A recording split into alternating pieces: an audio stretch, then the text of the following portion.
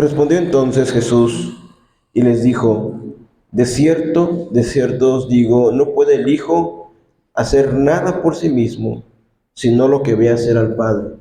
Porque todo lo que el Padre hace, también lo hace el Hijo igualmente.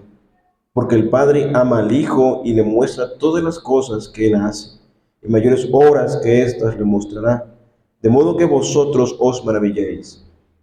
Porque como el Padre levanta a los muertos y les da vida, así también el Hijo a los que quiere da vida. Porque el Padre a nadie juzga, sino que todo el juicio dio al Hijo, para que todos honren al Hijo como honran al Padre. El que no honra al Hijo no honra al Padre que le envió. De cierto, os digo, el que oye mi palabra y crea al que me envió tiene vida eterna, y no vendrá condenación, mas ha pasado de muerte a vida. De cierto os digo, viene la hora, y ahora es, cuando los muertos oirán la voz del Hijo de Dios, y los que la oyeren vivirán, porque como el Padre tiene vida en sí mismo, así también ha dado al Hijo tener vida en sí mismo. Y también le dio autoridad de hacer juicio por cuanto es el Hijo del Hombre. No os maravilléis de esto, porque vendrá hora cuando todos los que están en los sepulcros oirán su voz, y los que hicieren lo bueno saldrán a resurrección de vida, mas los que hicieron lo malo a resurrección de condenación. Bien, vamos a orar. Padre, gracias. Eres bueno, Señor nuestro. Ayúdanos, Señor, a dirigir toda nuestra mente y adoración a ti. Que los que estamos aquí, Señor, podamos adorarte de todas nuestras fuerzas, de toda nuestra mente, de todo nuestro ser, Señor nuestro. Te lo ruego, Padre mío. Te ruego que seas con nosotros en este día, que nuestra alma sea asida a ti, Señor, de tal manera que te adoremos y te honremos, mi Señor. Gracias por ese tiempo de la predicación. Ayúdanos a entender, a comprender tu palabra, a indagar en el pasaje, Señor, de tal manera que encontremos, Señor, el propósito por el cual lo escribiste y hables a nuestras vidas para que podamos observar, Señor, tu gloria y tu majestad. Te ruego que podamos y disfrutemos de esta bendición tan grande, Señor. Mi vida pueda ser un instrumento en ti, en tus manos, Señor, para bendecir a tus hijos en este día. Señor, en el nombre de Jesús, pedimos tu ayuda. Amén, Señor. Bien, siéntense. Gracias porque están aquí. Gracias por sus vidas. La semana pasada hablamos parte del tema que leyeron en el capítulo, ¿qué fue el capítulo 20, hermano? De Juan, acerca de la resurrección.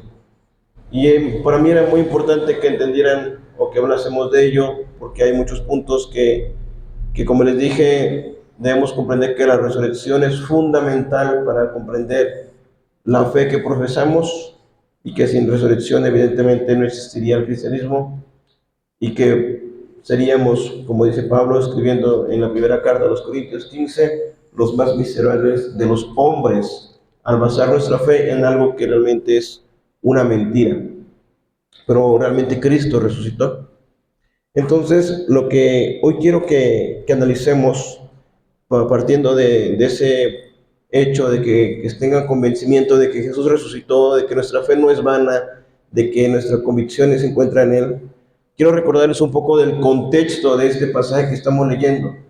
Ustedes recordarán que el Señor Jesucristo en el capítulo 5:1 sana a un paralítico.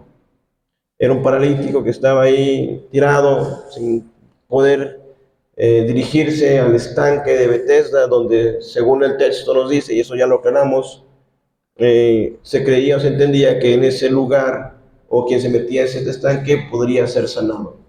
El Señor le pregunta a este hombre, ¿quiere ser sano? Y este hombre le responde otra cosa, no le dice sí, sí quiero. Y evidentemente el Señor lo sana, no por el método que él pensaba, sino simplemente le dice, levántate, toma tu camilla y anda. Y eso origina que este hombre tome su camilla y empiece a andar, y como les expliqué, era muy férrea la ley, en el sentido de que los religiosos de esa época, el mandamiento que Dios había dado de guardar el día sábado o el día de reposo en específico, lo habían llevado al extremo, de tal manera que estas personas lo que le dijeron a este hombre: no te es lícito cargar tu lecho en este día porque es día de reposo. Lo cual este hombre dice: bueno, la persona que me sanó me dijo toma tu lecho y anda. Y le preguntaron quién le había sanado y dijo, no, pues no me di cuenta quién me sanó. Y después se encuentra Jesús y Jesús le dice, mira, has sido sanado, vete y no peques más. Y este hombre va a decirle a los religiosos quién es el que le había sanado, y evidentemente era Jesús. De tal manera que el conflicto inicia primeramente porque en un día de reposo, en un día que no era permitido hacer ningún esfuerzo físico, según la interpretación de estos hombres, Jesús se le había ocurrido hacerle un bien a una persona. Imagínense, matando una vida. Y es lo que Jesús les dice, ¿acaso no es de uso común o de uso racional hacerle bien a alguien sin importar el día? Entonces el Señor, empezamos a leer en el versículo inclusive 17, dice, del capítulo 5, dice, y Jesús le respondió, mi Padre hasta ahora trabaja y yo trabajo.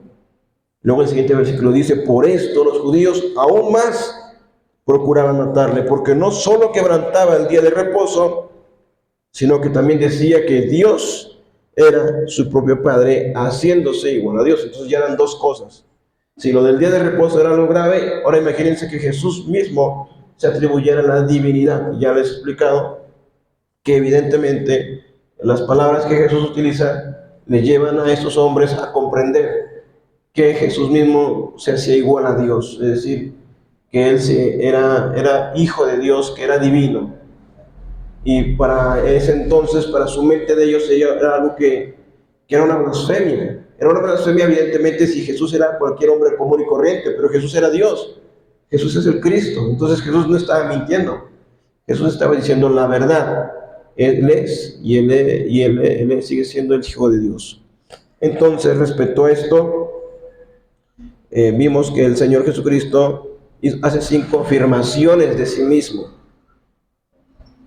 Él, por ejemplo, en el versículo 19 dice, respondió entonces Jesús y les dijo, de cierto os digo, no puede el Hijo hacer nada por sí mismo, sino lo que ve hacer al Padre, porque todo lo que el Padre hace, también el Hijo igualmente. Con esas palabras, Jesús estaba diciendo que Él era igual en persona a Dios.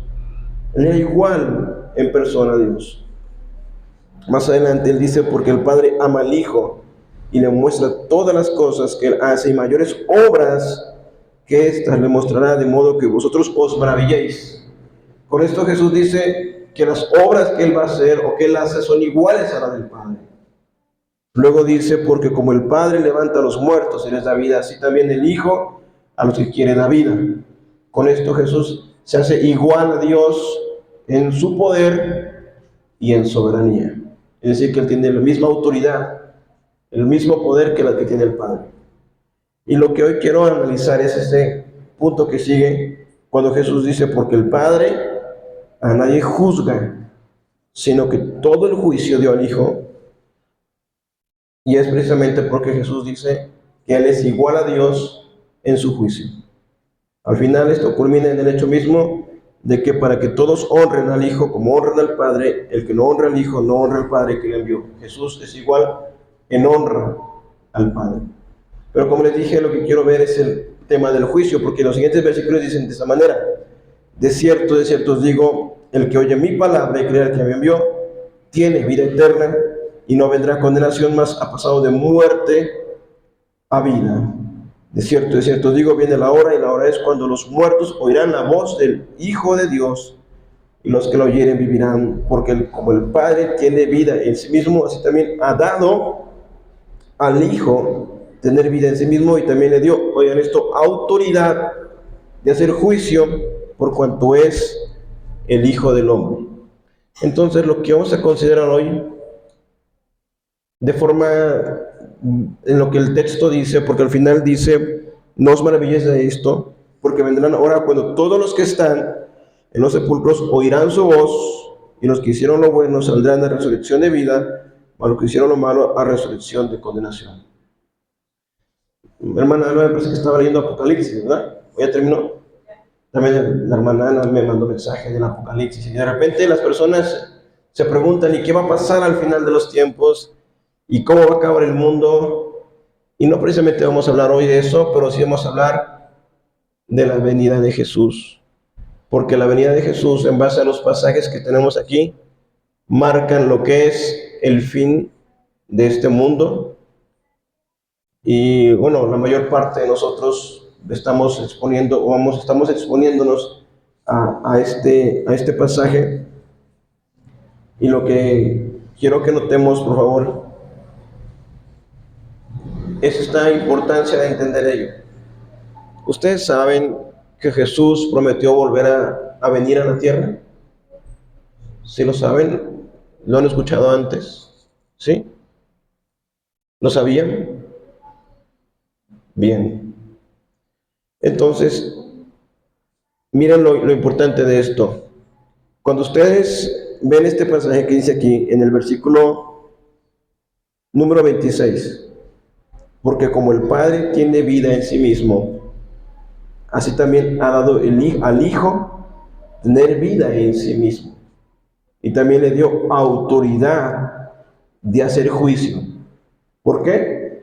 Por cuanto es el Hijo del Hombre. ¿Han escuchado esa expresión? El Hijo del Hombre. Es una forma en la que comúnmente Jesús, el Señor, se refiere a sí mismo. Y en este caso lo está utilizando aquí. Le dio autoridad al Hijo del Hombre. Jesús nos dice dos verdades. Esa expresión cuando dice de cierto, quiere decir que les voy a decir una verdad. Y en este caso lo utiliza dos veces. Primero dice, de cierto os digo, en el versículo 24, el que oye mi palabra y crea al que me envió, tiene vida eterna. Y no vendrá a condenación, mas ha pasado de muerte a vida. Entonces el Señor da lugar a dos posibles destinos para el hombre. Uno es la vida eterna y otro es la condenación, que también es eterna. Entonces la diferencia va a radicar en aquellos que oyen su palabra y la creen. Hay mucha gente que escucha la palabra o que tiene conocimiento de la Biblia, pero el punto aquí es creerla. El que oye mi palabra y la cree, y cree al que me envió, tiene vida eterna y no vendrá a condenación. La siguiente verdad que dice el Señor es esta: viene la hora, y la hora es cuando los muertos oirán la voz del Hijo de Dios, y los que lo oyeren vivirán. Esa es una de las principales razones por las que predicamos el Evangelio y buscamos que conozcan al Señor, porque sin Cristo, sin Dios, las personas están muertas. Están muertas. Recuerden el pasaje de Efesios 2, estábamos y vosotros estabais muertos en vuestros delitos y pecados. Nuestra condición era una donde estábamos sin Dios, sin fe y sin esperanza. Y al venir a nosotros la palabra del Señor, al conocer, al anunciarnos a alguien del Evangelio, tuvimos la oportunidad de poder venir a vida. De tal manera que ahora, esa es la parte que les decía hace rato, de poder amar a Dios. Eso es algo que nace de nosotros, que Dios lo puso en nosotros, lo pone en nosotros. Y es algo que no se origina de un sentimiento solamente, que no simplemente es una emoción, es algo que permanece, algo que debe ser avivado siempre por la palabra, por la comunión de los hermanos, por la adoración que le brindamos al Señor. Es algo que nos impulsa, que nos motiva, que nos mueve, que nos apasiona por servir al Señor.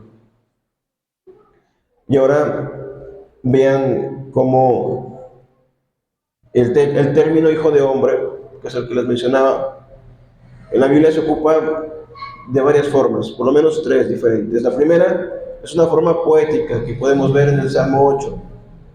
El Salmo 8:4, no tienen que ir allá, o el Salmo 8:87, cuando se habla referente al hombre, al ser humano. También lo utiliza el profeta Ezequiel, o Dios, más bien dicho, hablándole al profeta Ezequiel, cuando dice profetiza, hijo de hombre. Pero la mayor parte de las veces en la que nos vamos a analizar el día de hoy tiene que ver con el texto de Daniel 7. ¿Quieren ir allá, por favor? Daniel, el libro del profeta Daniel. Daniel, capítulo número 7. Y el libro de Daniel, al igual que el libro de Apocalipsis, es una literatura que se conoce como apocalíptica.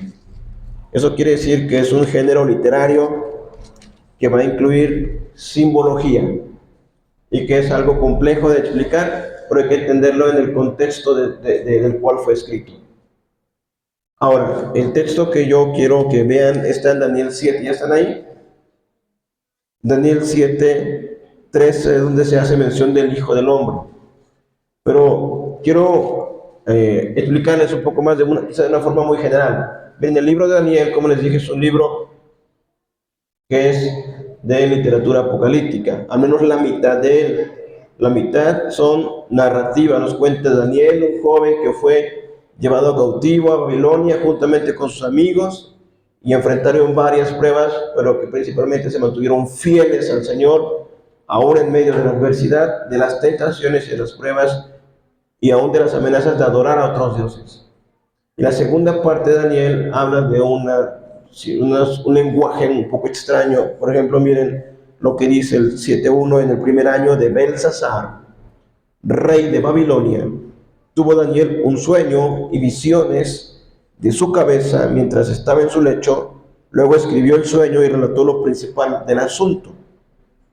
Oigan esto, Daniel dijo: miraba yo en visión de noche, y aquí que los 4 vientos del cielo combatían en el gran mar, y 4 bestias grandes diferentes, la una de la otra, subían del mar. La primera era como león y tenía alas de águila. Yo estaba mirando hasta que sus alas fueron arrancadas y fue levantada del suelo, y se pusieron enhiestas sobre los pies a manera de hombre, y le fue dado corazón de hombre. Y aquí otra segunda bestia, semejante al oso, la cual se alzaba de un costado más que del otro, y tenía en su boca 3 costillas entre los dientes, y le fue dicho así: levántate, devora mucha carne. Y se dieron cuenta cómo es un lenguaje un poco extraño. Un león con alas, que arranca las alas, un oso que se levanta, está medio chueco, dice ahí, se levanta más una parte que otra. Es un lenguaje un poco extraño, por eso ciertamente Daniel está abrumado por esto que está viendo, pero el mismo pasaje nos deja ver que muchas de esas partes son simbólicas. De ahí que yo les digo, tanto Daniel como Apocalipsis tienen mucho simbolismo y no se puede interpretar de forma literal. Hay géneros literarios en la Biblia. ¿Sí me entienden cuando hablo de un género literario? Hay poesía, como los salmos. Hay narrativa, como las historias del Génesis. Hay literatura legal, como las leyes que Dios da en Levítico. Hay discursos, como las cartas de Pablo. Hay sabiduría, como Job, como Proverbios. Y en este tipo de literatura apocalíptica debemos llegar con el entendimiento de que nos va a hablar de forma simbólica. No nos está hablando de un león con alas, porque más adelante dice, si lo buscan, en el 15, dice en el 7:15: se me turbó el espíritu a mí, Daniel, en medio de mi cuerpo, y las visiones de mi cabeza me asombraron. Y me acerqué a uno de los que asistían y le pregunté la verdad acerca de todo esto, y me habló y me hizo conocer la interpretación de las cosas. Oigan esto: estas 4 grandes bestias son 4 reyes que se levantarán en la tierra. Después recibirán el reino los santos del Altísimo, y poseerán el reino hasta el siglo, eternamente y para siempre. Entonces, con Daniel no hay tanto problema, porque el mismo Daniel, cuando usted lo lee completo, les da la interpretación. Mira, no son leones, no son osos, son naciones, son reyes. ¿Sí me entienden esa parte? Son reyes, son naciones. Por eso les digo que está hablando de forma simbólica. Lo mismo pasa en Apocalipsis, muchas cosas son simbólicas. Entonces, aunque nuestra mente evoca ese león con alas, más bien dicho está refiriéndose a una nación o a un rey en específico, que son naciones que serán juzgadas. Si son bestias que están siendo destruidas, son naciones que están siendo juzgadas por el Señor. Ahora, el punto que yo quiero resaltar es este. Vean el versículo número 11. Yo entonces miraba a causa del sonido de las grandes palabras que hablaba el cuerno, y miraba hasta que mataron a la bestia, y su cuerpo fue destrozado y entregado para ser quemado en el fuego. Había también quitado a las otras bestias su dominio, pero les había sido prolongada la vida hasta cierto tiempo. Recuerden, son pueblos, son naciones, son reyes. Miraba yo en la visión de la noche, oigan esto, y aquí con las nubes del cielo venía uno como un hijo de hombre que vino hasta el anciano de días y le hicieron acercarse delante de él. Este anciano de días aparece también antes en el versículo 9 donde dice, estuve mirando hasta que fueron puestos tronos y se sentó un anciano de días cuyo vestido era blanco como la nieve y el pelo de su cabeza como lana limpia, su trono llama de fuego y las ruedas del mismo fuego ardiente. Un río de fuego procedía y salía delante de él, millares de millares le servían y millones de millones asistían delante de él. El juez se sentó y los libros fueron abiertos. Ahora, pongan atención. Cuando se refiere al anciano de días, se dan cuenta que está con A mayúscula. ¿Sí está así? Bien. Este estaba vestido como blanco, tan blanco como la nieve. Si ustedes recuerdan cuando Jesús se transfigura en Mateo 17, o cuando en Apocalipsis aparece como ese de vestiduras blancas como la luz, evidentemente se está refiriendo a Jesús. Aquí evidentemente está mencionando a un anciano de días que tiene esas características, pero también más adelante se menciona a un hijo del hombre que viene en el versículo 13 hasta el anciano de días y le hicieron acercarse delante de él. Ahora, en el versículo 10 donde leí, dice que había millares y millares que servían y millones de millones asistían delante de él. Y otra vez dice, el juez, está con mayúscula, ¿no? Y se sentó y los libros fueron abiertos. En este pasaje es el anciano de días quien emite el juicio. Pero ahora vean más adelante, el versículo número 14. Y el dominio le fue dado, y le fue dado dominio, gloria y reino para todos los pueblos, para que todos los pueblos, naciones y lenguas le sirvieran. Su dominio es dominio eterno que nunca pasará y su reino uno que no será destruido. El anciano de días le da al Hijo del Hombre la autoridad para tener ese poder. Ese Hijo de Hombre que está mencionado aquí en Daniel es la forma divina en la que Jesús retoma ese nombre para mencionarse a sí mismo como el Hijo del Hombre. Por eso vemos que en el texto de Juan está diciendo que porque al Hijo del Hombre se le dio la autoridad. ¿Para qué? Le fue dado dominio, gloria y reino, para que todos los pueblos, naciones y lenguas le sirvieran. Su dominio es dominio eterno, que nunca pasará, y su reino uno que no será destruido. Yo sé, hermanos, que de repente se nos puede ir la mente ese león tan grande, ese oso, la bestia, los cuernos, y da miedo, porque la forma en que lo describe, pues, ay, ¿qué es eso? Pero el texto nos está diciendo que el anciano de días tiene el poder, que el Hijo del Hombre tiene autoridad y que no hay nada por encima de ellos. Y que incluso ellos son, o el Hijo del Hombre, es el que está estableciendo juicio. Y las bestias están siendo destruidas, que recuerden, aunque aparecen como bestias, el mismo ángel, el mismo Daniel nos está diciendo son 4 reyes o 4 naciones que serán destruidas. Entonces, en ese sentido, es una forma en la cual podemos leer la literatura apocalíptica. Pero era importante que ustedes viesen que el Antiguo Testamento ya nos hacía mención de ese término, Hijo del Hombre. Hermanos, en el Nuevo Testamento, sobre todo, de los 4 evangelios, va a aparecer 84 veces ese nombre, el Hijo del Hombre, el Hijo del Hombre. Y siempre va a ser Jesús diciéndolo de sí mismo. Así como el Hijo del Hombre tiene que ser entregado, así como el Hijo del Hombre tiene que ser alzado, así como el Hijo del Hombre, es decir, ese término que Jesús está usando, lo está usando sobre sí mismo. Y Él se está atribuyendo la divinidad. Jesús siempre fue directo, el único, o la única fe, la única religión. Y por eso, como les digo, esta parte es chocante para otras personas, porque el cristianismo demanda la exclusividad. No hay forma, no hay salvación fuera de Él, no hay camino fuera de Cristo, no hay nada fuera de Él. Él es el camino, la verdad y la vida, y nadie viene al Padre sino por Él, nadie. Y nadie puede venir al cielo. No es que existen varias formas de llegar a Dios, sino que siempre es el Señor. Ahora, estos dichos de Jesús, cuando Él se refiere al Hijo del Hombre, muchas veces los dice cuando se trata de su sufrimiento, cuando Él tendría que ser entregado a los romanos, a los gentiles, ser levantado. Los ocupa también para cuando está hablando de su ministerio presente, por ejemplo, cuando les dice a los discípulos, ¿quién dicen los hombres que es el Hijo del Hombre? Jesús se refiere a sí mismo. Y ahí dice, no, pues dicen que no eres Juan el Bautista, que eres Elías, que eres Jeremías. Pero lo importante, o lo que nos importa hoy, es ver los aspectos escatológicos o apocalípticos. Hermanos, la palabra escatología es un área de la teología que se encarga del estudio de los tiempos finales.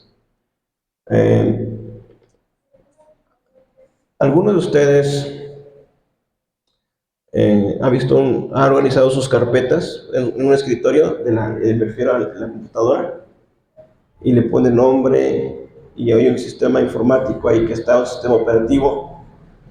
Hay algo que se llama teología sistemática. Teología es el estudio del conocimiento de Dios. La Biblia es la fuente del conocimiento de Dios. Entonces, cuando yo hablo referencia a la teología sistemática, eso quiere decir que los teólogos agruparon por temas o por carpetas, si quieren verlo de esta manera, los temas que la Biblia nos habla. Lo que tiene que ver con Cristo se llama cristología. Lo que tiene que ver con el pecado se llama amartiología. Lo que tiene que ver con la salvación, soteriología. Se tiene nombres así porque se origina la raíz tiene en griego, es la raíz que da nombre a cada una de las áreas. Entonces, escatología es el área de estudio de los acontecimientos finales. Entonces, esa es un área donde hay una gran diversidad de interpretaciones, que unos piensan una cosa y otros piensan otra cosa, pero lo que tenemos que pensar todos es esto, que Jesús va a volver, que Jesús va a regresar. Hay muchos detalles, las personas dicen que es de esta forma, otros dicen que es de otra forma, pero el punto final es que todos debemos creer que Jesús volverá. Y en ese sentido, hay muchos pasajes que nos hablan de esto. Inclusive el mismo Daniel, si están en Daniel, vayan al capítulo número 12. Daniel 12. Daniel 12, ¿y qué dice el encabezado? El tiempo del fin. Y vean lo que dice, Daniel 12, dice así: en aquel tiempo se levantará Miguel, el gran príncipe que está de parte de los hijos de tu pueblo, y será un tiempo de angustia, el cual fue desde que hubo gente hasta entonces, pero en aquel tiempo será liberado tu pueblo, todos los que se hayan escritos en el libro. Y vean lo que dice el 2, y muchos de los que duermen en el polvo de la tierra serán despertados, unos para vida eterna y otros para vergüenza y confusión perpetua.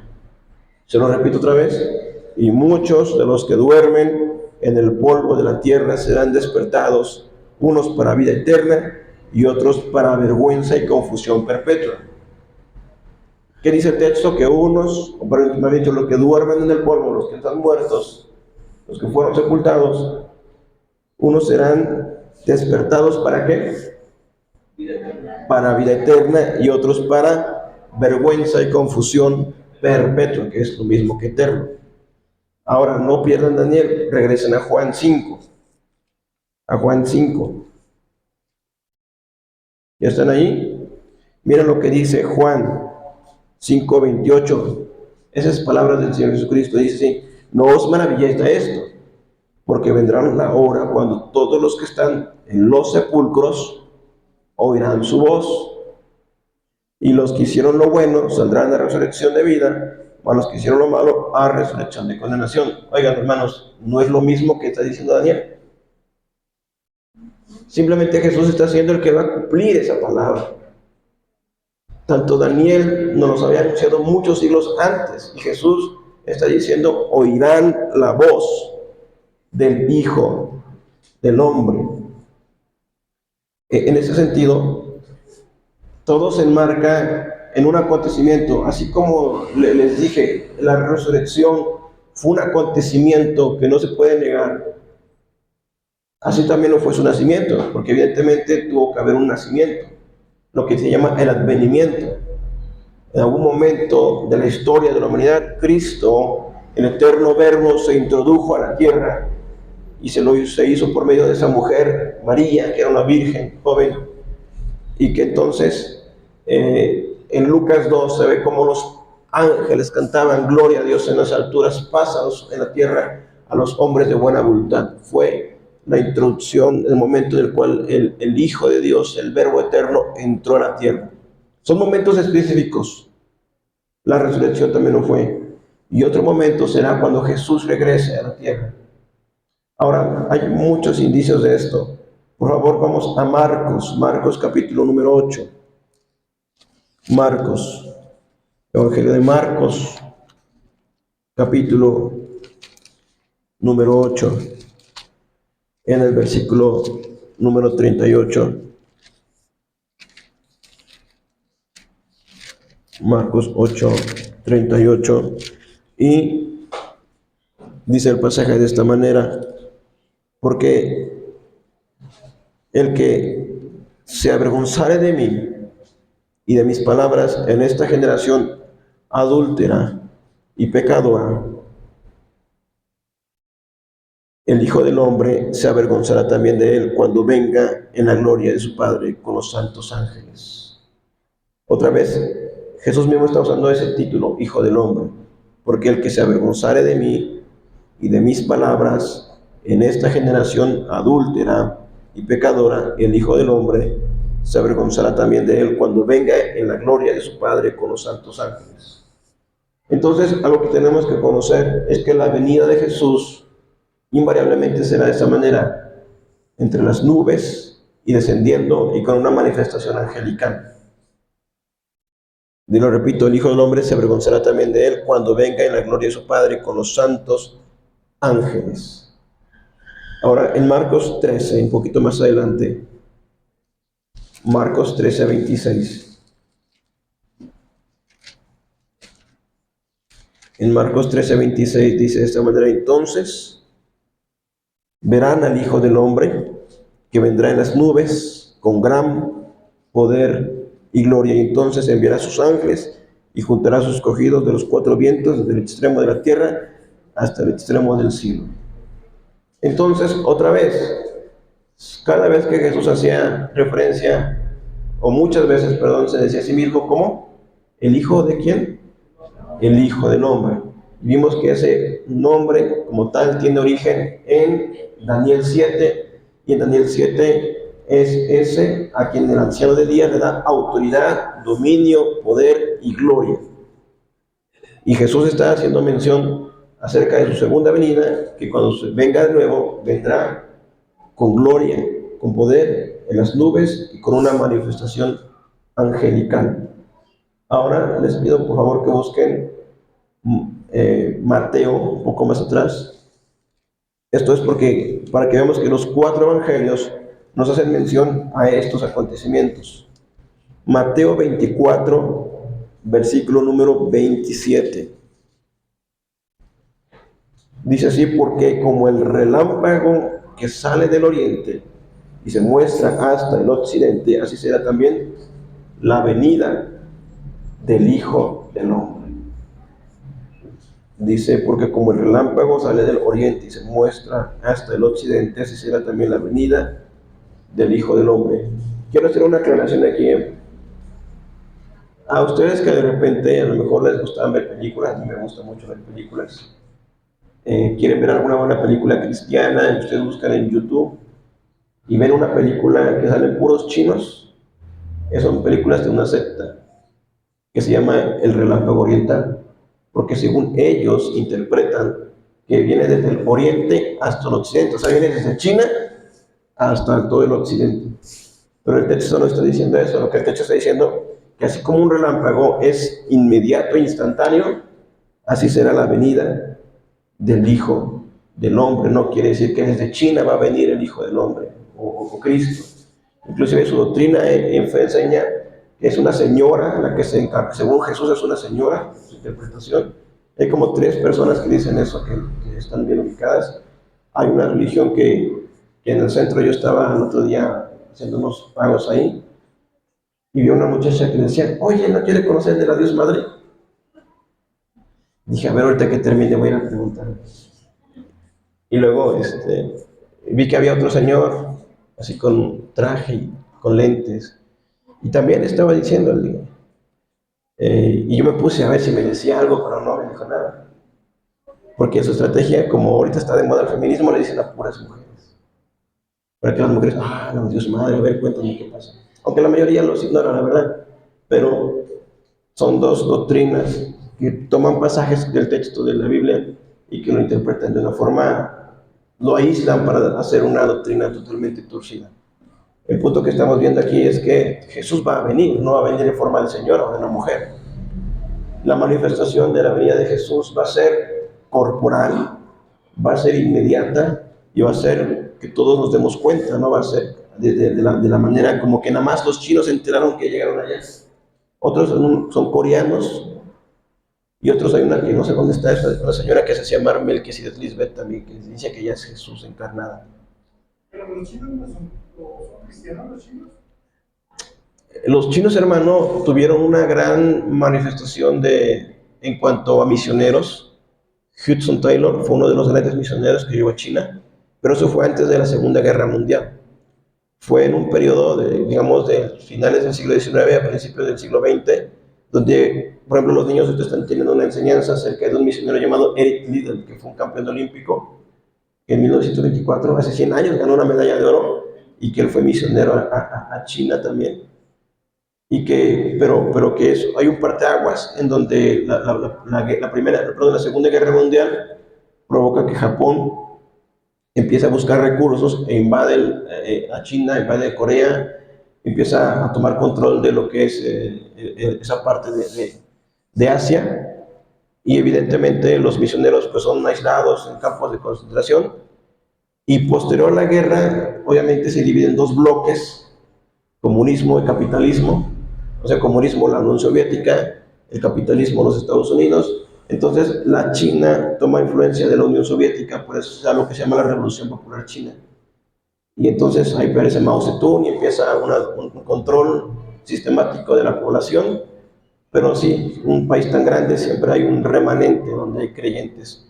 Hay creyentes en China, hay cristianos en China, inclusive bajo persecuciones cuando más la iglesia prolifera.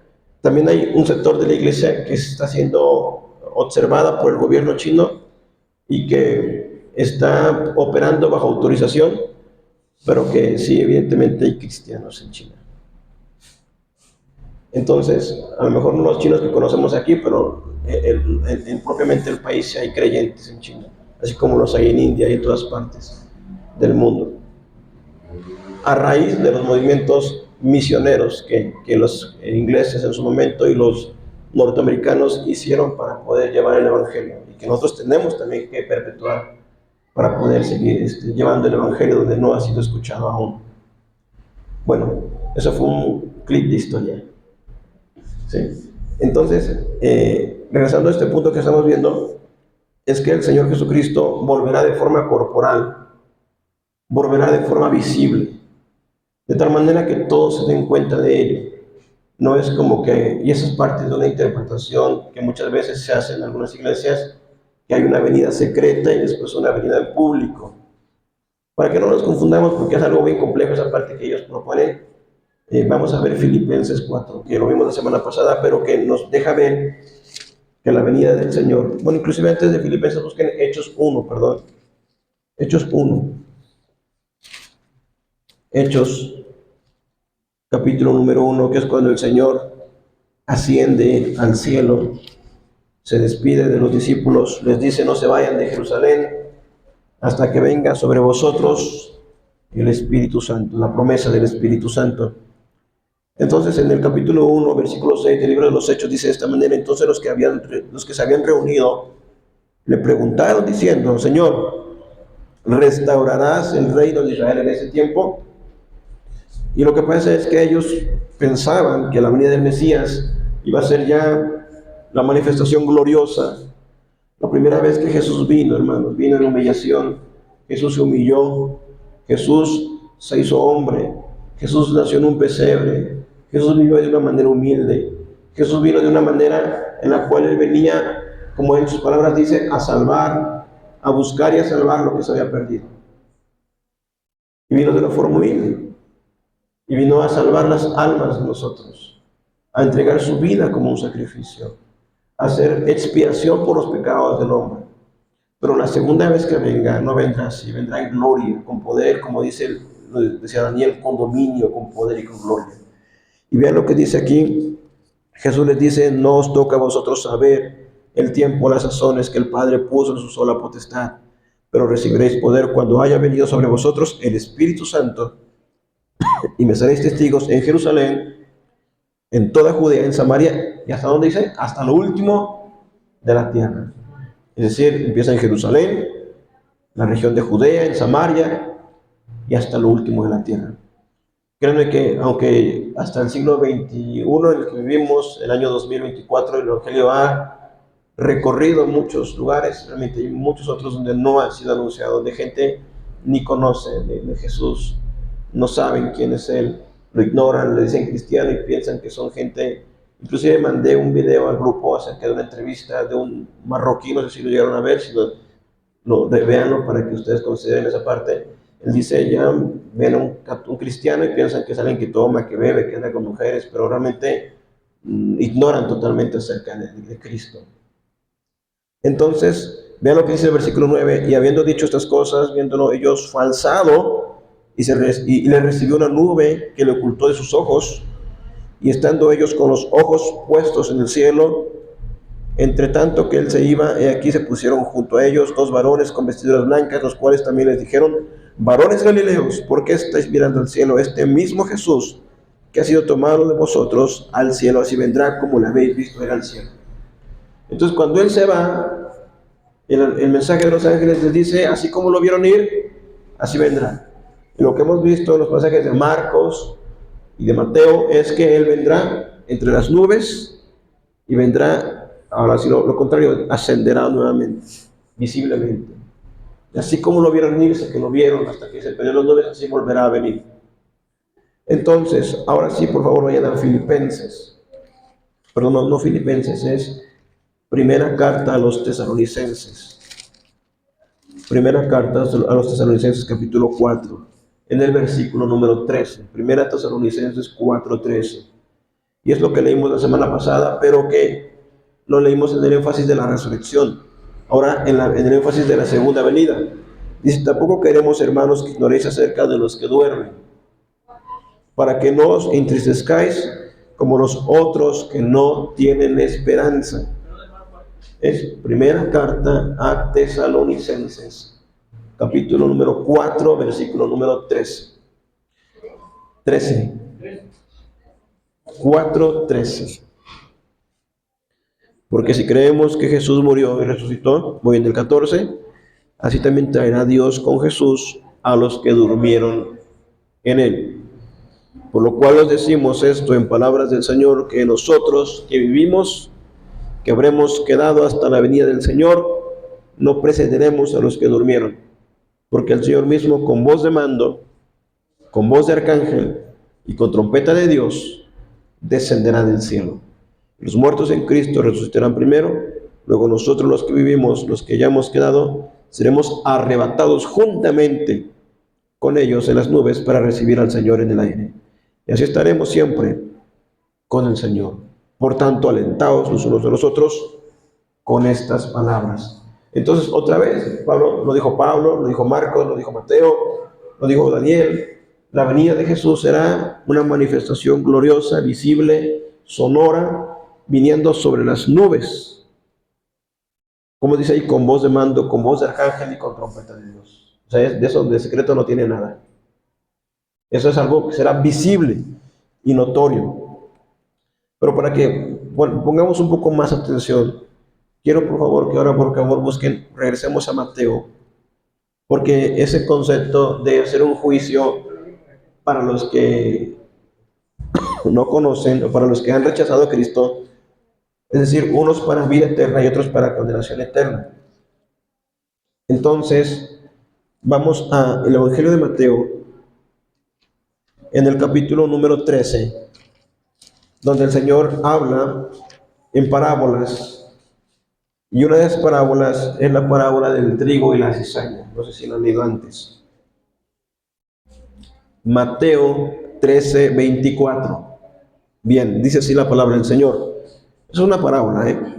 Le refirió otra parábola diciendo: el reino de los cielos es semejante a un hombre que sembró buena semilla en su campo.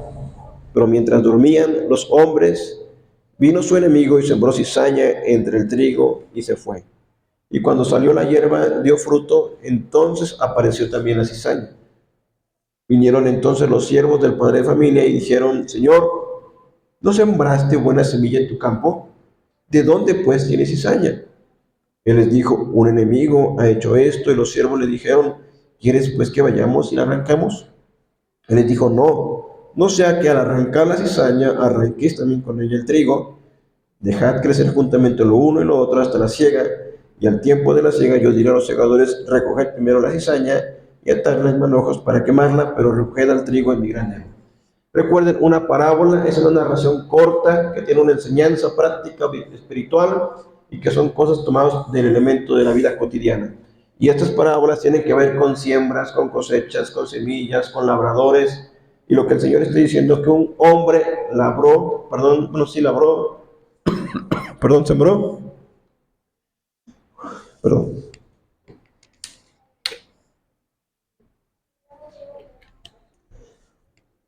que un hombre sembró semilla en su campo y que él se fue a dormir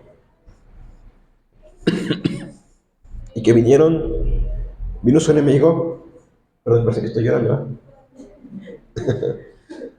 vino su enemigo y sembró una mala semilla, la cizaña. Lo que se sembró fue trigo. Y el trigo es una planta que es fruto indispensable para el pan, para alimentarse, y plantó también cizaña. Crecieron juntas porque el dueño del campo dijo que no se cortaran. En ese sentido, es una parábola que tiene simbolismo, es decir, tiene alegoría.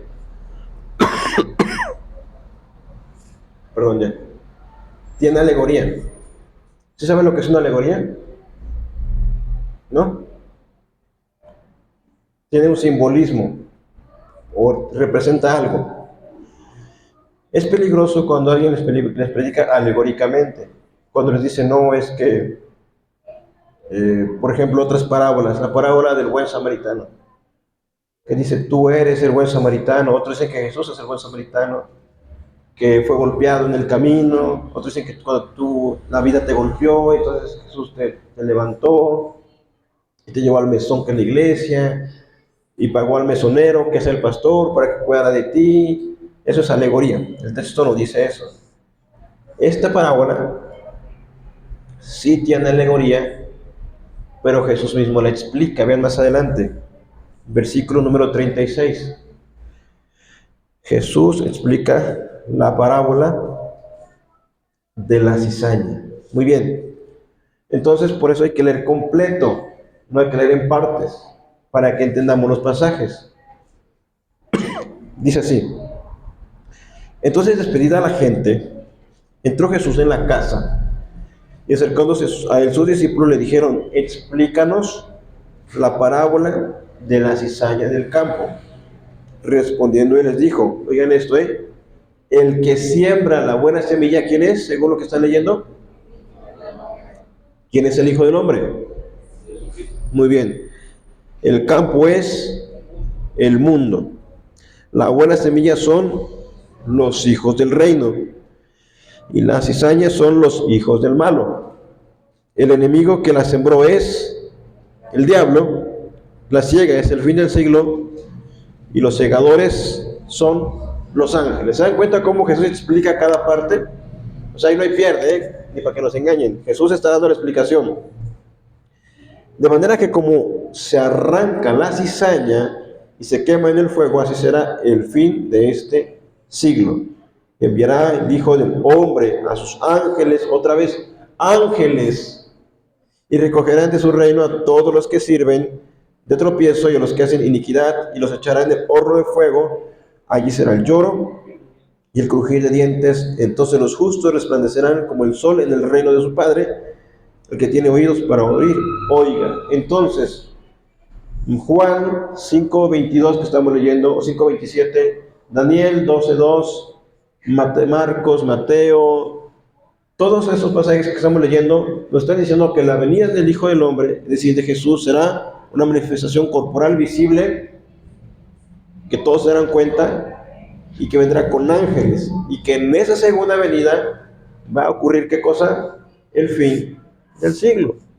Entonces, a lo mejor cada uno de ustedes no han expuesto a otro tipo de interpretación, pero los mismos pasajes están siendo claros. Nos está diciendo que cuando Jesús venga va a ser el juicio final y ya. No me está diciendo que si primero aquello, el arrebatamiento, el templo, ¿qué más? O sea, a lo mejor ustedes no lo han escuchado, pero hay un montón de cosas que se inventa la gente que dicen que... Y eso tiene que ver con un sistema de interpretación que se llama dispensacionalismo. Tampoco quiere decir que los hermanos que creen eso sean herejes. A lo mejor simplemente tenemos una diferencia porque, como les dije al principio, hay personas que difieren en interpretación en aspectos de este tipo y que no son prioritarios para la salvación de las almas, pero que los textos hasta el momento están siendo bastante claros. La venida de Jesús será el momento en el cual Él ejecute su juicio final, porque Él es el Hijo del Hombre a quien se le dio autoridad, dominio, poder y gloria para ejercer juicio. Y que ese juicio consiste en separar a los creyentes de los no creyentes, y que incluye la resurrección de los muertos, tanto de los vivos y los que hayan muerto serán juzgados, unos para vida eterna y otros para condenación eterna. Entonces, el Señor narra esta palabra y nos da la explicación cabal. Lo pueden leer en casa, ustedes leanlo, para que vean. Las cizañas son los hijos del malo, el buen trigo son los hijos de Dios, el campo es el mundo, los ángeles son los segadores, la siega, que es la cosecha, es el fin del mundo. A unos van al granero y otros van al fuego eterno, al horno eterno. ¿Qué es lo que Jesús está diciendo? En el texto que empezamos a leer en Marcos, que leímos en Juan 5:27, cuando dice, y los muertos oirán a la voz del Hijo del Hombre, y unos resucitarán para vida eterna y otros para condenación. Daniel dice para condenación perpetua. Entonces vamos un poco más adelante, ahora en Mateo 25, otro ejemplo más. Mateo 25, ahí Jesús desde el 24 está respondiendo preguntas acerca de la destrucción del templo, acerca de su segunda venida. En Mateo 25, otra vez el Señor va a decirnos estos elementos. Mateo 25 dice así de esta manera en el versículo número 31, Mateo 25, 31. Cuando el Hijo del Hombre venga en su gloria y todos los santos ángeles con él, entonces se sentarán en su trono de gloria. Por si tienen alguna duda, otra vez les está hablando de lo mismo, pero más adelante. Lo repito, cuando el Hijo del Hombre venga en su gloria y todos los santos ángeles con él, y entonces se sentará en su trono de gloria, y serán reunidas delante de él todas las naciones, y apartarán los unos de los otros, como aparta el pastor las ovejas de los cabritos. Pondrá las ovejas a su derecha y los cabritos a su izquierda. Entonces el rey dirá a los de su derecha, venid, benditos de mi Padre, heredad el reino preparado para vosotros desde la fundación del mundo, porque tuve hambre y me disteis de comer, tuve sed y me disteis de beber, fui forastero y me recogisteis, estuve desnudo y me cubristeis, enfermo y me visitasteis, en la cárcel y vinisteis a mí. Entonces los justos le responderán diciendo, Señor, ¿cuándo te vimos hambriento, te sustentamos, o sediento y te dimos beber? Y cuando te vimos forastero y te recogimos, o desnudo y te cubrimos? O cuando te vimos enfermo o en la cárcel y vinimos a ti? Y respondiendo el rey les dirá, de cierto os digo que cuanto lo hiciste a uno de estos mis hermanos más pequeños, a mí lo hiciste. Entonces dirá también a los de la izquierda, apartaos de mí, malditos, al fuego eterno preparado para el diablo y sus ángeles. Porque tuve hambre y no me diste de comer, tuve sed y no me diste de beber, fui forastero y no me recogiste, estuve desnudo y no me cubriste, enfermo y en la cárcel y no me visitaste. Entonces también ellos le responderán diciendo, Señor, ¿cuándo te vimos hambriento, sediento, forastero, desnudo, enfermo o en la cárcel y no te servimos? Entonces le responderá diciendo, de cierto os digo, que en cuanto no lo hiciste a uno de estos más pequeños, tampoco a mí lo hiciste e irán estos al castigo eterno y los justos a la vida eterna. Otra vez, unos castigo eterno y otros vida eterna. ¿Vemos los pasajes para que se convenzan? Es abrumador, ¿no? La evidencia. Entonces, para que ustedes puedan ver, cuando Jesús regrese, será de esa forma, en un solo evento. Su segunda venida, el fin del siglo, el rapto. Hay gente que le gusta poner primero esto y luego aquello, pero lo hemos visto en todos estos pasajes. No, a pesar de tanta evidencia, hay muchos que dicen que el infierno no existe, que Dios. Bueno, Dios es amor. Eso es muy importante, miren. Hay corrientes que no, por ejemplo, testigos de Jehová, mormones, adventistas del séptimo día, o cualquier otra persona que dice, no, es que el infierno es aquí porque tú no sabes lo que yo he sufrido y lo que sufrimos la gente. Y eso es normal. Por ejemplo, por favor, vayan a Segunda de Tesalonicenses. Segunda carta a los tesalonicenses, en el capítulo número 1. Precisamente Pablo hablando del sufrimiento de los hermanos, la persecución de los creyentes. Y Pablo dice, debemos siempre dar gracias a Dios por todo. Dice así, segunda carta a los tesalonicenses, capítulo 1, versículo 3, dice así, debemos siempre dar gracias a Dios por vosotros, hermanos, como es digno, por cuanto vuestra fe va creciendo y el amor de todos y cada uno de vosotros abunda para con los demás. Tanto que nosotros mismos, dice Pablo, nos gloriamos de vosotros en las iglesias de Dios por vuestra paciencia y fe en todas vuestras persecuciones y tribulaciones que soportáis. Yo les quiero confesar que he estado preocupado por la política, los movimientos de leyes y congreso y todo ese tipo de cosas, la geopolítica mundial, pero a fin de cuentas me pongo a pensar, en cada etapa de la historia del hombre siempre ha habido situaciones adversas. ¿Y por qué? ¿Quién soy yo para no padecer o sufrir? Más bien dicho, la Biblia nos enseña que tenemos que ser pacientes en medio de las persecuciones, en medio de los sufrimientos, porque el cristianismo que enseña la Biblia no es el de Dios te bendice y eres próspero y abundante y rico, y siempre dicen, no, ese no es el evangelio. ¿Quién sabe qué cosa es? No, lo llaman el evangelio de la prosperidad. El evangelio de Cristo es toma tu cruz y sígueme.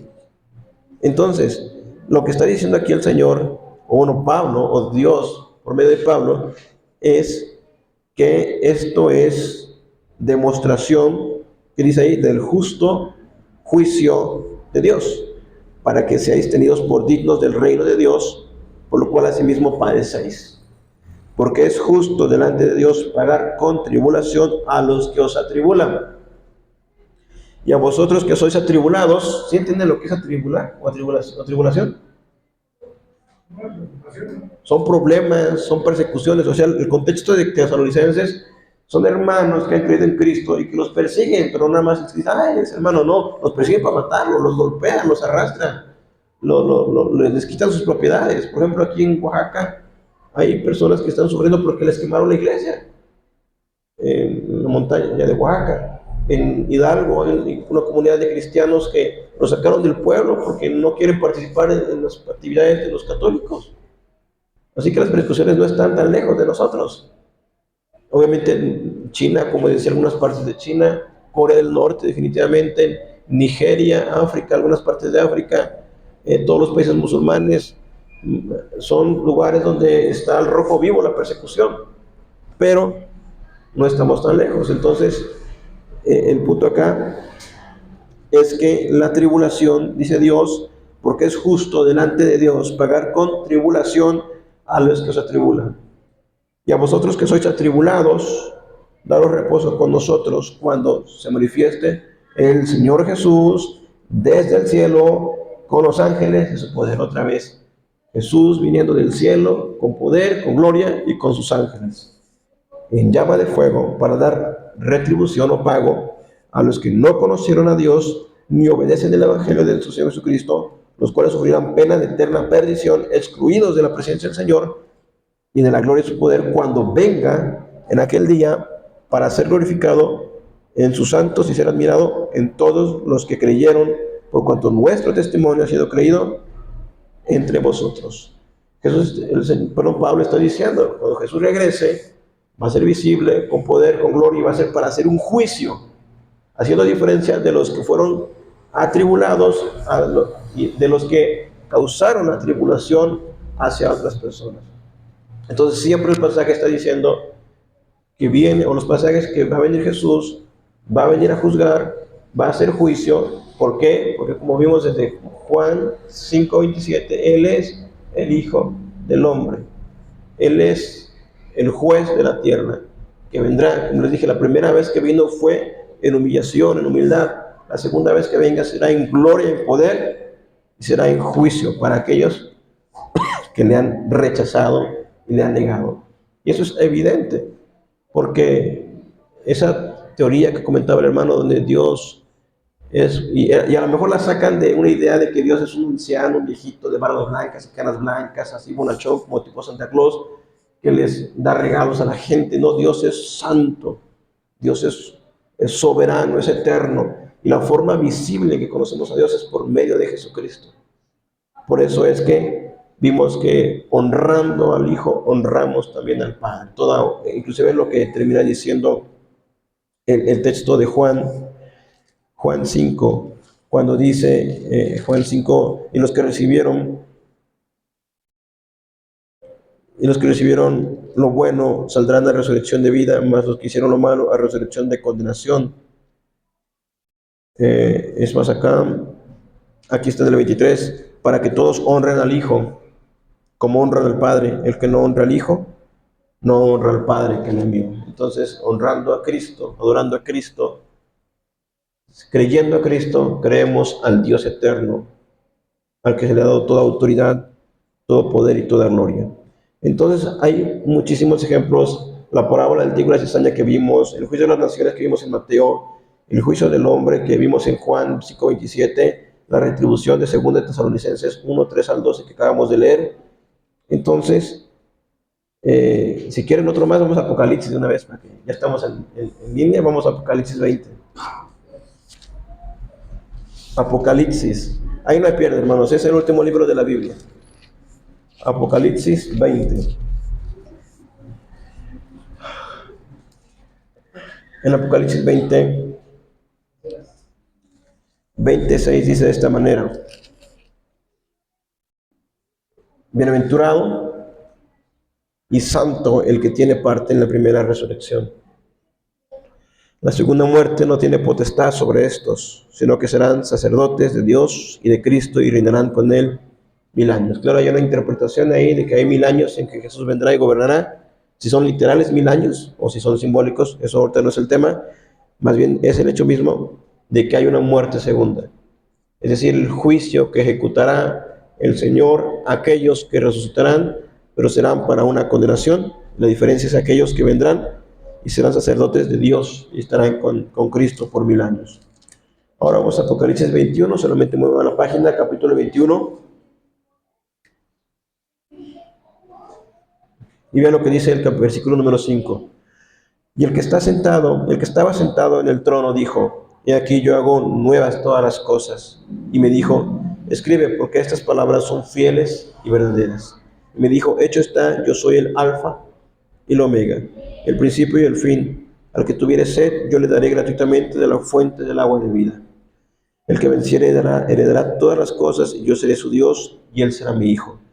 Pero los cobardes e incrédulos, los abominables y homicidas, los fornicarios y hechiceros, los idólatras y todos los mentirosos tendrán parte en el lago que arde con fuego y azufre, que es la muerte segunda. Otra vez, los que han creído en Cristo, los que esperaron en él, irán con él, y los que han rechazado irán a ese lugar o lago que arde en fuego y azufre, donde están los cobardes, incrédulos, abominables. Los incrédulos, dice ahí, dice los mentirosos, para que ya no se llaman mentirosos también, tendrán su parte en el agua de fuego que arde con fuego y azufre, que es la muerte segunda. Entonces, la razón por la que vino Cristo, o en qué nos aplica en nuestra vida todo esto, claro que ahora sabemos, ¿no? Como dice la palabra del Señor, que será el fin del siglo o el fin del mundo, pero es también para entender que Jesús vino para darnos vida y vida en abundancia. que la forma de ser salvos de esa ira es por medio de conocer al Señor. Y ahora ustedes me entenderán cuando yo les digo, hay que predicarle a las personas, hay que compartir el Evangelio, háblenle a sus parientes, a sus hermanos, a sus vecinos, a sus hijos, a los tíos, compartan del Evangelio, porque aquellos que no han creído en Cristo, ¿qué pasará con ellos? ¿Mm? Muy bien. Y somos llamados a predicar el Evangelio de Cristo, a anunciar las buenas nuevas de salvación. En eso consiste las buenas noticias. Recuerden que les he dicho, Evangelio es buenas noticias. ¿Cuáles son las buenas noticias? Que hay esperanza para ti, que estás perdido en tus delitos y pecados, y que hay una respuesta para tu alma, para tu vida. Entonces, en ese sentido, hay muchas cosas que implican. Una de ellas es esa, que motiva a nosotros a tener amor por los perdidos, a compartirles el Evangelio, quizá a examinarnos a nosotros mismos, a ver, he creído, o quizás soy incrédulo, o ando en hechicería todavía, o ando en fornicaciones, o soy idólatra. Y eso nos debe llevar a nosotros a reflexionar sobre nosotros y ver. Otro que nos lleva a otra aplicación que tenemos es esto. Fíjense lo que dice Jesús en el versículo 21:6, y me dijo, hecho está, yo soy el alfa y el omega, el principio y el fin. Al que tuviere sed, yo le daré gratuitamente de la fuente del agua de vida. Eso nos lleva a adorar a Cristo, a amar a Jesús, a honrarle como Dios, a que Él merece toda la gloria y toda la honra, y no divagar en pensamientos desviando nuestra adoración a otra cosa que no sea Él. Entonces, entender y comprender cuando Jesús dice en Juan 5:27, porque vendrá el tiempo cuando los muertos oirán en los sepulcros la voz del Hijo del Hombre, y se despertarán o se levantarán, unos para vida eterna y otros para condenación eterna. Eso es una realidad, va a suceder, y nosotros anhelamos y esperamos su venida, pero mientras no viene, tenemos que hacer y trabajar lo que el Señor nos ha dicho, ser buenos administradores, ser como las mujeres vírgenes de la parábola de Mateo 24, donde esas mujeres estaban, 5 de ellas eran prudentes, estaban con sus lámparas encendidas esperando la venida del novio, que era evidentemente es referente a la venida del Señor. La venida del Señor será en un instante, como decía el texto de Mateo, de Marcos, como un relámpago que sale del oriente hacia el occidente, no por los chinos, recuerden, sino porque en el sentido mismo del relámpago, que simplemente primeramente se ve el sonido, perdón, se ve la luz, y después empieza el sonido. Y empieza desde un extremo hacia el otro. Entonces, nosotros tenemos que reflexionar sobre nosotros mismos. Hemos creído al Señor, hemos caminado como el Señor debe o demanda de nosotros. Hermanos, si ustedes han creído, ya les he enseñado que su salvación es segura en Cristo. Ustedes son salvos no por sus obras, no por lo que hicieron, no por lo que hagan, sino por haber creído y puesto su confianza y haber venido al Señor en arrepentimiento y fe, y haber sido transformados, regenerados por esa obra del Espíritu Santo.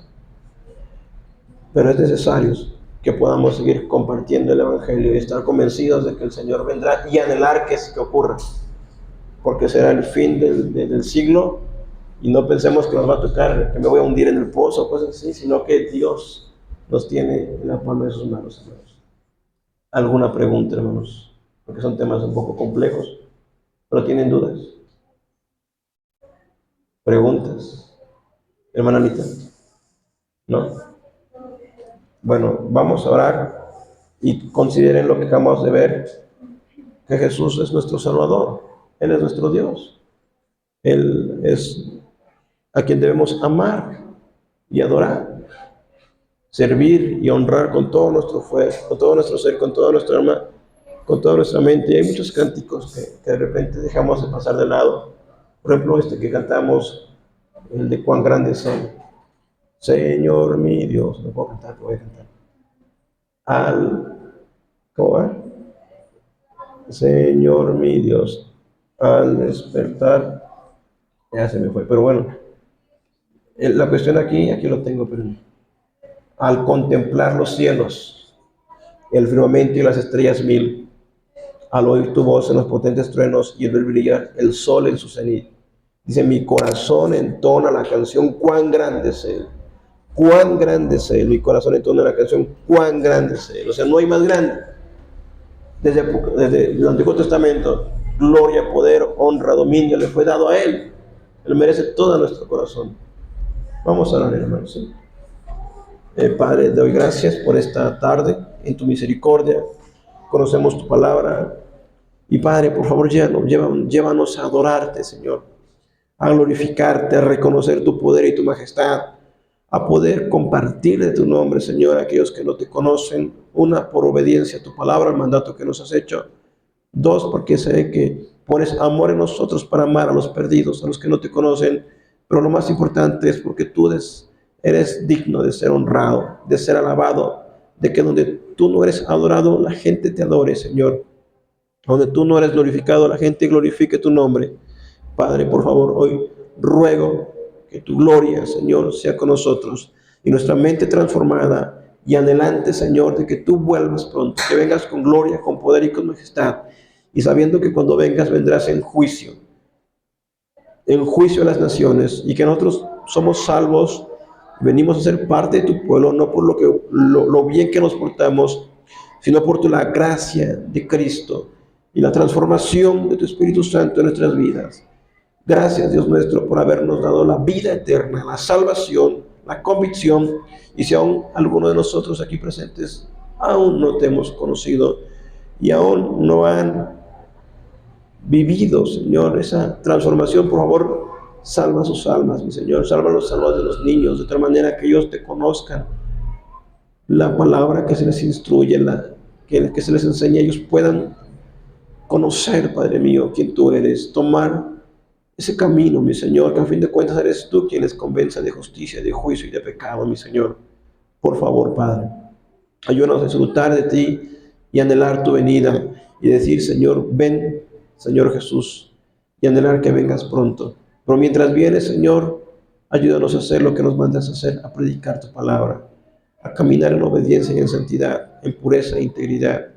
Padre, te ruego por este día que hemos escuchado tu palabra y porque no podamos quedar igual, ni vivamos de la misma manera, sino que vivamos para tu gloria, Señor nuestro, expectantes de tu venida, Señor. En el nombre de Jesús lo pedimos. Amén. Y amén. Hermana, me ayuda.